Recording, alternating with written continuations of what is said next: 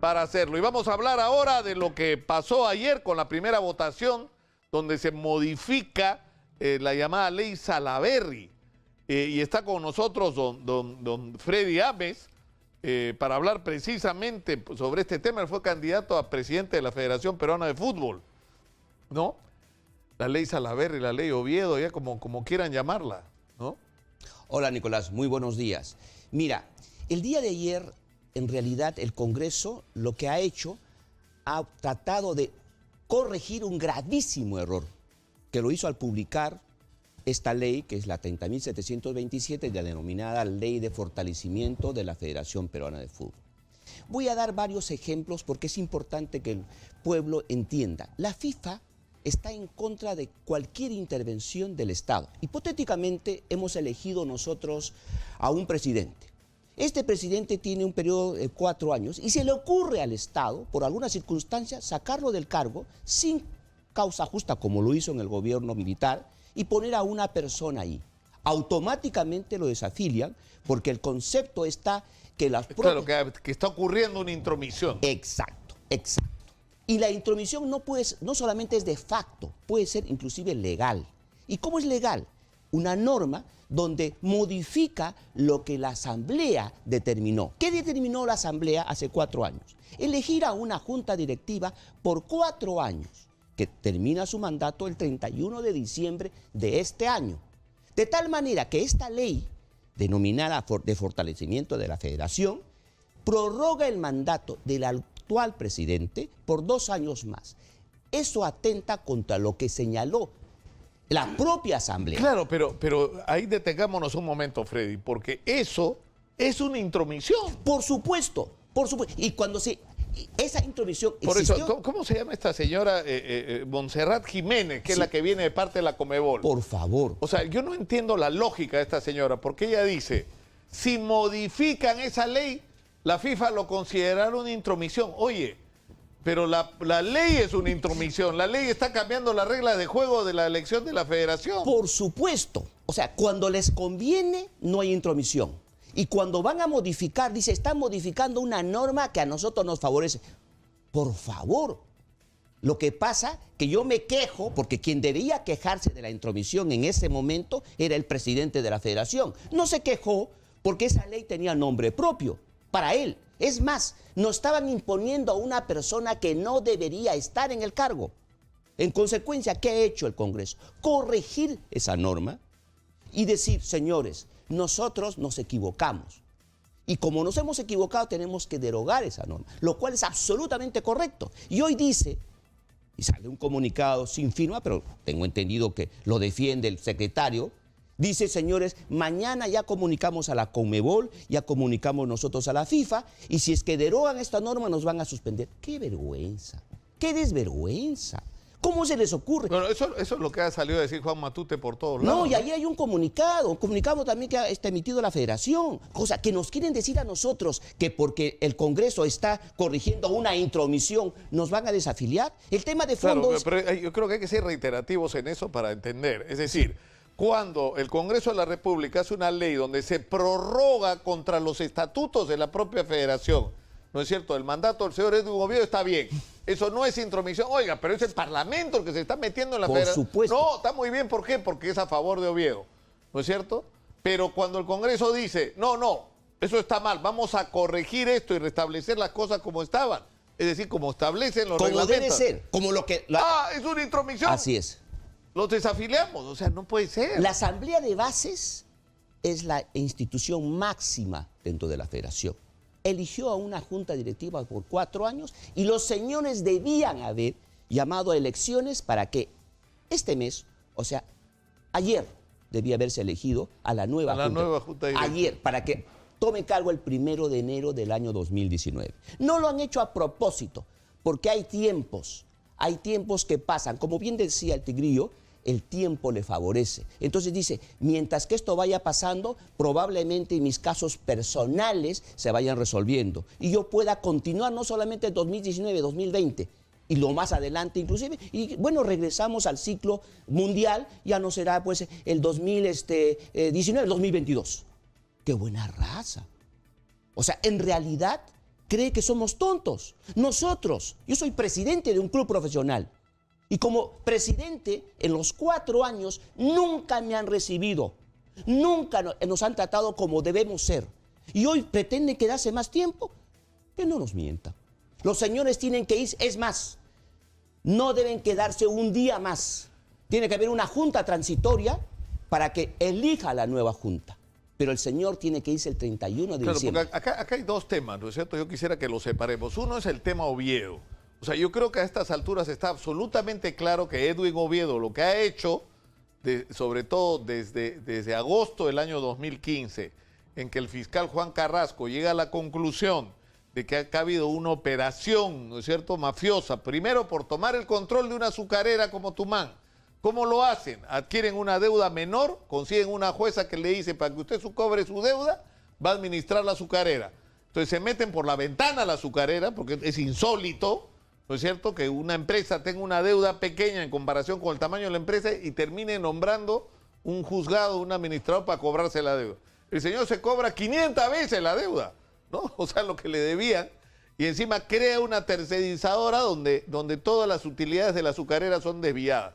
Pero cuando se empiezan a producir los conflictos con la gente de Tumán, que al comienzo estuvo muy ilusionada con el ingreso de Oviedo, que venía con toda la imagen de empresario, cusqueño, emprendedor y todo lo demás, empieza la violencia y empiezan los muertos y la conclusión del fiscal es que el autor inmediato de esos muertos era el señor Edwin Oviedo, por lo menos de 2. Entonces, esa era la situación en agosto del 2015.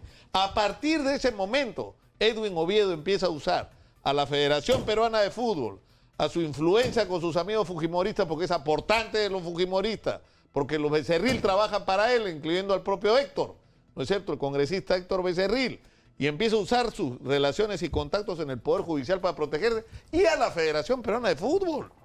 El código... Como barrera de protección. O sea, yo he tratado de resumir sintéticamente la situación, pero ahora se le derrumbó todo. El código deontológico de la FIFA dice que el dirigente debe ser una persona incólume. No debe ser, debe inclusive parecer. Por cosas menores han sacado a muchos dirigentes de la Conmebol y que hoy están en la cárcel, por cosas menores inclusive. Entonces, al señor lo que debía haber hecho en su momento, dar un paso al costado. Era lo correcto. ¿Pero qué pretendía? Con sus amigos del Congreso, promulgar una norma para que permanezca en el cargo y lo puedan blindar, entre comillas. Pero más allá de eso, a nosotros nos preocupa que nosotros entendemos que el fútbol va mal. Estos 4 años no se ha hecho ningún avance, excepto una clasificación, y lo puedo decir entre las 4 paredes. Pero eso es el otro tema, ¿no es cierto? Pero claro, terminemos el primero, ¿no? O sea, ¿cómo se ha utilizado ese poder? Porque ¿qué es lo que te da, por ejemplo, en relación a los medios de comunicación, el ser el presidente de la Federación Peruana de Fútbol? Te da primero los derechos del Mundial. Mira, yo me rompía la cabeza tratando de entender por qué me trataron de sacar del canal en el que estaba a partir del año 2015. Después entendí.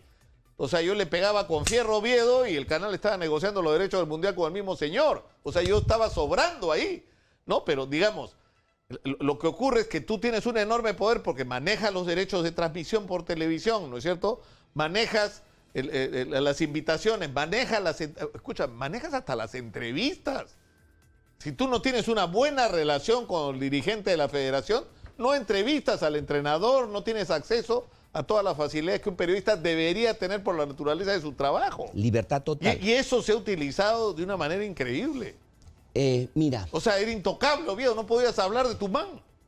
En realidad, el ser presidente de la federación, lo voy a decir, es tan importante como ser presidente de una institución importante como, por ejemplo, la presidencia de la República. Hay momentos en los cuales este presidente pasa a ser una persona con mayor aceptación o menor aceptación que un presidente de la República, porque conjuga la emoción y la expectativa de un país, porque somos futboleros, nos gusta el fútbol. Es más, algunos tenemos inclusive el virus dentro del corazón, dentro del cuerpo, como el que habla, porque es así. Pero más allá de eso, uno no puede abusar de un cargo y permanecer en un lugar que realmente ya no debe permanecer, o por lo menos hasta el 31 de diciembre de este año. Ya, ahora, eso es un capítulo. El otro, que es un temor absolutamente legítimo que tiene alguna gente, es que se han logrado cosas, pues, Freddy. O sea, hemos ido después de 36 años a un mundial. O sea, estamos en un proceso, ¿no es cierto?, de normalización del fútbol peruano, que los clubes funcionen como deban funcionar, que cumplan con una serie de requisitos mínimos para merecer la condición de clubes profesionales, ¿no es cierto?, el trabajo con las divisiones inferiores, avanzar en la resolución de problemas de infraestructura, digamos, profesionalizar en términos modernos del fútbol peruano. Ahora, la pregunta es si eso se va a dañar o no se va a dañar con la salida imposible. de Edwin Oviedo. Piensa, ¿cree que solamente ellos son inteligentes? ¿Piensa que no tenemos personas inteligentes? Todos queremos la formalización, pero no es cierto lo que dices tú necesariamente, Nicolás. ¿Qué pasa con la Copa Perú? En la Copa Perú hay instituciones que no tributan, que no tienen a sus jugadores en planilla, que no tienen seguro, no tienen nada. Y llega el campeón a la primera división. ¿Por qué? Por un tema político, porque los que votan son de las ligas departamentales. Entonces, que no nos cuenten cuentos. En el único país del mundo que ocurre es en el Perú. Entonces, ¿y eso qué? Freddy, vas a disculpar, vamos a interrumpir un minutito porque tenemos que irnos a la estación Naranjal, donde Helen Meniz nos tiene información de último minuto. Hay aparentemente unas protestas ahí. ¿Qué está pasando, Helen? Por favor, cuéntanos. ¿Qué tal, Nicolás? Ahora estamos en otro ingreso a la estación Naranjal con un grupo de jóvenes que han venido con algunas pancartas y con máscaras también que representan al alcalde de Lima, Castañeda Ocio, con unos carteles que dicen no al alza ilegal del pasaje metropolitano. Ellos están en contra porque consideran que es abusivo e injusto, además que el servicio no justifica esta alza de pasaje. Estamos aquí con un grupo de jóvenes, como te comento, vamos a conversar con la vocera, que ellos siempre están defendiendo los derechos de los ciudadanos y el día de hoy se han dado cita para protestar en este cobro abusivo, ¿no? Sí, bueno, ¿qué tal? Nosotros somos la plataforma 16N por el derecho a la ciudad. Hoy día somos más de Lima Norte porque somos los que nos vemos diariamente afectados. Estamos en contra del alza de los pasajes, principalmente porque los contratos son ilegales. No debería estar subiendo cada 2 años el precio del pasaje y además que el servicio de transporte del metropolitano hace mucho tiempo. Cada año deberían haber sumado 80 buses más para que la demanda pueda, el servicio metropolitano pueda cumplir con la demanda de la gente.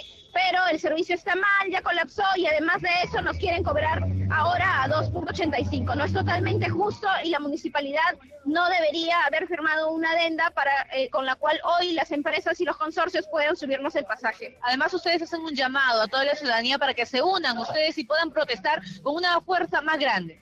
Sí, por supuesto. Nosotros somos un colectivo que abarca bastantes organizaciones de todo Lima, pero la convocatoria es abierta. No solamente somos unos cuantos los que sufrimos con el alza del pasaje, somos todas las limeñas y los limeños y hacemos un llamado a toda la ciudadanía para que se sume y proteste desde donde estén y pueda el precio bajar a ser justo, ¿no?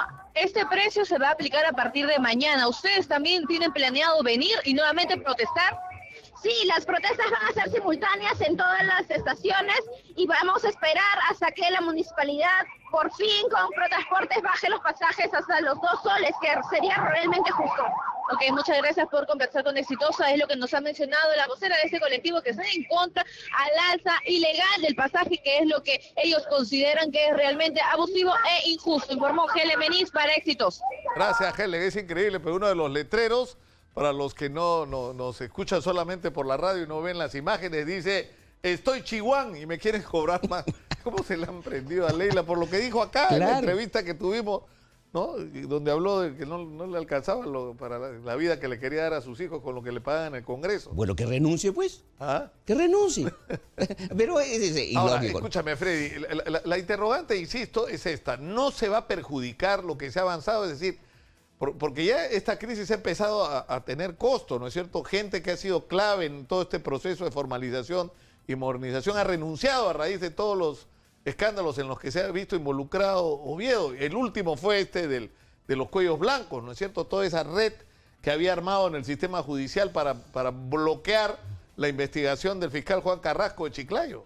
Nosotros, cuando fuimos candidatos a la presidencia de la Federación Peruana de Fútbol, tuvimos la oportunidad de preparar un documento que se llamaba las propuestas para el fútbol. Y dentro de las propuestas, lo primero era la profesionalización y sacar de lado todo aquello que sea corrupción o visos de corrupción. Teníamos un directorio de lujo para hacer los cambios que debíamos hacerlo, y estoy absolutamente seguro que si nosotros estuviéramos en el cargo, las cosas estarían inclusive mejor, porque hubiéramos reformado la Copa Perú, ya no sería informal, sería una institución que el campeón y el subcampeón se verían a segunda, como debe ser, y todos bajo una norma como debe ser. Los clubes con infraestructura, porque en estos momentos, Nicolás, no podemos hacer nosotros más allá de lo que podemos hacer, porque la infraestructura para el fútbol es escasa en el Perú. Entonces necesitamos canchas, y en el caso del fútbol no es como básquet, necesitamos 2 o 3 canchas que son aproximadamente 20.000 metros cuadrados. Entonces la única forma que esto puede cambiar es que los clubes de fútbol, por lo menos los de la primera división, incluyendo los de la segunda división, tengan canchas de fútbol. No los tienen. En la Argentina, el gobierno cedió terrenos seriazos a todos los clubes. Es por eso que son potencia. Acá solamente 3 instituciones tienen estadios: la U, Alianza y Prestado Cristal. Y las demás instituciones, es más, la comisión de licencias les dice: todos sus estadios tienen que cambiar, usted es el GRAS, que es el GRAS de tercera categoría. Cuando no son estadios, no son propios, son de las municipalidades. Entonces, ¿qué hay que hacer? La municipalidad tiene un presupuesto anual. Como la cancha está mal, tiene que esperar el próximo año, si es que tiene los recursos suficientes. Entonces, el cambio del fútbol no solamente es un concepto normativo, que es importantísimo. Además de eso, es un concepto de infraestructura. Si no tenemos infraestructura, no vamos a crecer. Fíjate que en estos momentos, nuestra selección no tiene delanteros. ¿Y por qué no tiene delanteros? Porque no hemos trabajado en las divisiones menores para tener delanteros de propiedad. Esa es la preocupación para llegar a Qatar. Yo digo que hicimos bien en llegar, evidentemente, a Rusia. Pero Qatar, ¿cómo llegaremos si no tenemos delanteros, no tenemos jugadores de ese nivel? Y eso hemos debido trabajar desde abajo. Cuando tú sabes, Nicolás, que a los 18 años que cumple un jugador, nos quitan los jugadores. En la Argentina, hasta los 21 años, firman inclusive contratos con su club. En Brasil, en Colombia, en Paraguay, en todos estos países hay la diferencia. ¿Por qué? Porque la inversión tiene retorno. Yo le he dicho, el primer día le dije al presidente cuando yo fui a hablar con él: cambie la norma de formación y nosotros invertiremos con propiedad en la formación de menores. Porque ¿de qué sirve que a los 18 años a tu jugador, que tú lo formaste, viene un sinvergüenza y te quita al jugador? Como pasó con Paolo Guerrero, que fue formado en Municipal y en Alianza, nunca jugó por Alianza Lima. ¿Y quién se benefició? El representante y el jugador, nunca el club. Entonces, eso no puede suceder. ¿Y eso ha cambiado? No lo han cambiado. Porque hay intereses, porque siempre hay personas medrando alrededor. Y eso, cuando nosotros estábamos postulando, dijimos, lo íbamos a eliminar. Entonces, hay conceptos que se mantienen. ¿Y cuál va a ser la solución? Es decir, ya, esta ley necesita ser reiterada o ratificada en una segunda votación dentro de una semana. Así es. ¿No es cierto? Se produce esa votación que todo indica lo que va a ocurrir inevitablemente. Es inminente. ¿No es cierto? ¿Y eso qué supone? Que la directiva actualmente en ejercicio vence su mandato el 31 de diciembre de este año. Lo que vamos a exigir, que inmediatamente se instale una junta transitoria y que esta junta transitoria tenga un solo objetivo: llamar a elecciones en el menor tiempo posible, ya no en el mes de diciembre o octubre del próximo año, quién sabe en el mes de marzo o abril del año que viene. Ahora, el problema es que eso te lleva una vez más a la controversia de quienes participan en esta votación para las elecciones. En este momento, y ahí hay otra vez la discusión sobre la intromisión, porque las reglas de quiénes votan y quiénes no fueron producto de la ley que promovió Renzo Reyardo, supuestamente para sacar a Burga, y al final terminó fortaleciendo a Burga, ¿no es cierto? Gracias a la ley de Renzo Reyardo se mantuvo Burga el tiempo que quiso prácticamente. Muchos años. La última también, la ley Bengolea, que ahora le da 3/3 a lo que es la presencia de los árbitros, de los jugadores, de los técnicos, de las ligas y del fútbol profesional. Yo lo que entiendo, quien tiene que llamar a asamblea, pues el presidente actual o la junta directiva actual, tienen que juntarse ahí el fútbol profesional y las ligas departamentales, ellos por obligación, porque la FIFA sí lo obliga, incorporarlo a los demás entes. Pero eso lo tiene que hacer internamente la propia federación. Ahora tú dirás, ¿lo incorporar? Por supuesto que lo van a incorporar, porque ya hay prácticamente un acuerdo de incorporar a la segunda división, que no está, incorporar a los jugadores, o sea, representantes de los jugadores, representantes de los técnicos y representantes de los árbitros. Eso ya está, y hay un acuerdo previo inclusive. Es por eso que esto va a cambiar. No va a cambiar, lo van a incorporar y probablemente con la nueva incorporación se elija a la nueva junta directiva. Y eso no necesitamos nosotros de una ley. Nosotros necesitamos solamente ponernos de acuerdo. ¿Qué número van a ir? Nosotros estamos exigiendo que vayan... ¿Y quién resuelve eso? ¿La Asamblea? La Asamblea. Y la Asamblea tiene que resolverlo porque la FIFA le ha dicho, en la nueva conformación de los estatutos del mundo, tienen que incorporar a todos los entes. No, porque al final de lo que nos están tratando de convencer Matute, la señora esta, Montserrat Jiménez, que no sé qué pito toca en todo este tema, es que si no es Oviedo es el fin del mundo. Se acaba todo, se derrumba, se va a ir Gareca, va a renunciar Oblita, se va a derrumbar todo.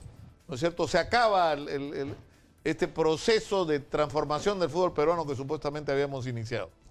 Mira, Nicolás, nosotros que somos presidentes de clubes profesionales y que tenemos años en el fútbol, reconocemos la capacidad de Ricardo Gareca. Ricardo Gareca con nosotros ha tenido un stage como ningún otro. 4 años de conocimiento, seríamos brutos, por decirlo menos, decirle que se vaya. No hay otro hombre mejor que pueda estar acá dirigiendo los destinos de la selección. Ya se ha hecho un contrato y ese contrato hay que respetarlo. Quien venga tiene que respetarlo, porque tuvo un proceso y este proceso fue un proceso exitoso y lo más importante, aprendió y conoce del fútbol peruano. Que contratemos a un tercero, comience de cero, sería una tremenda estupidez. Hay que respetar ese contrato.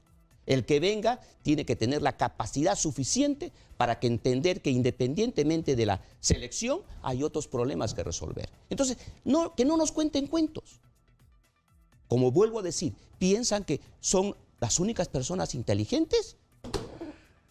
Freddy Ames ha estado con nosotros. Tengo la impresión de que vas a ser candidato otra vez a la presidencia de la federación. Si Dios quiere. Has estado hablando como candidato ahora. ¿Ah? Freddy Ames ha estado con nosotros. Muchas gracias. Muchas gracias. Muy amable. Nos vamos.